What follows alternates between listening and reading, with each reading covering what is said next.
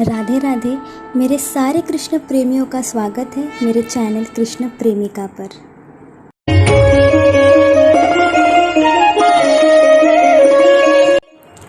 कृष्ण को 56 भोग ही क्यों चढ़ाए जाते हैं? इसके पीछे एक बहुत ही सुंदर कथा है।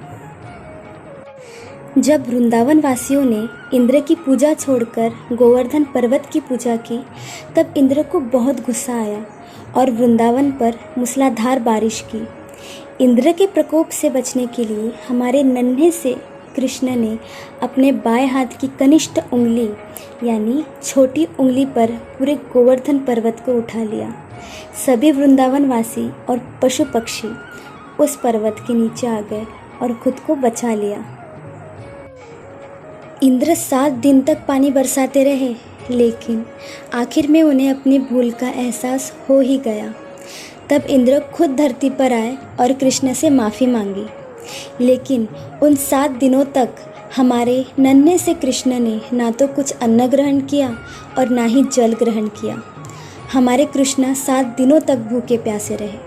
कृष्ण को लगातार 7 दिन भूखा उनके वृंदावन वासी और मैया यशोदा के लिए बहुत कष्टप्रद था और बहुत तकलीफ़ हुई उन्हें ये देखकर। और आप लोगों को मैं एक बात बता दूं, जब श्री कृष्ण बालक थे, जिन्हें हम बाल गोपाल भी बुलाते हैं, तब यशोदा मैया बाल गोपाल को दिन में 8 प्रहर भोजन कराती थी। ये बात पूरे वृंदावन वासियों को भी पता थी। तब अपनी श्रद्धा भक्ति दिखाने के लिए वृंदावन वासियों ने और यशोदा मैया ने 7 दिन और अष्टप्रहर के हिसाब से 56 व्यंजनों का भोग लगाया और श्री कृष्ण ने बड़े चाव से खाया भी।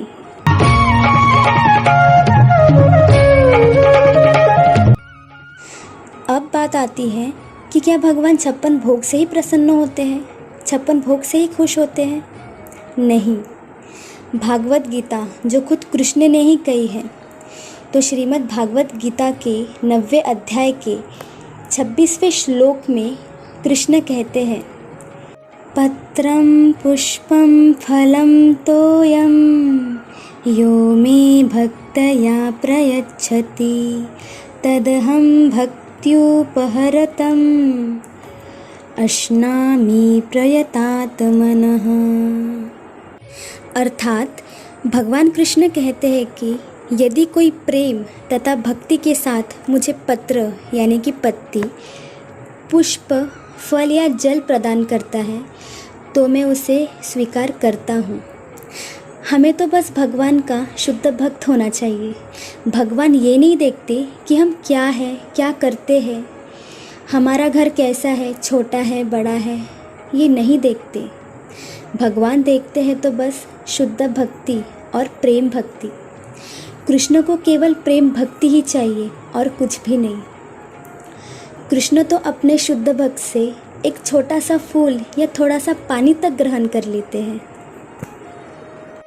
लेकिन जो अभक्त होते हैं, जो बस एक नियम समझकर भोग लगाते हैं या लोगों को दिखाने के लिए बस चढ़ावा चढ़ाते रहते हैं, ऐसे लोगों से कृष्ण कुछ स्वीकार नहीं करते। और वैसे भी कृष्ण तो भगवान है, उन्हें तो कुछ भी नहीं चाहिए।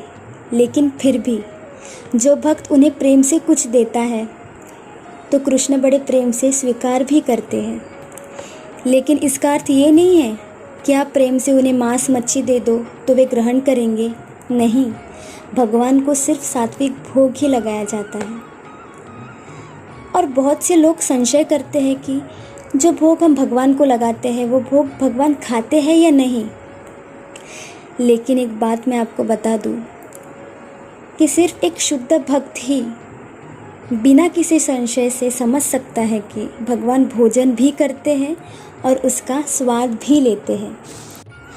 तो ऐसे है हमारे कृष्ण, चाहे आप 56 भोग लगा दो या बस एक पत्र या छोटा सा फूल ही लगा दो, भगवान स्वीकार करते हैं अगर प्रेम भक्ति से लगाओगे तो।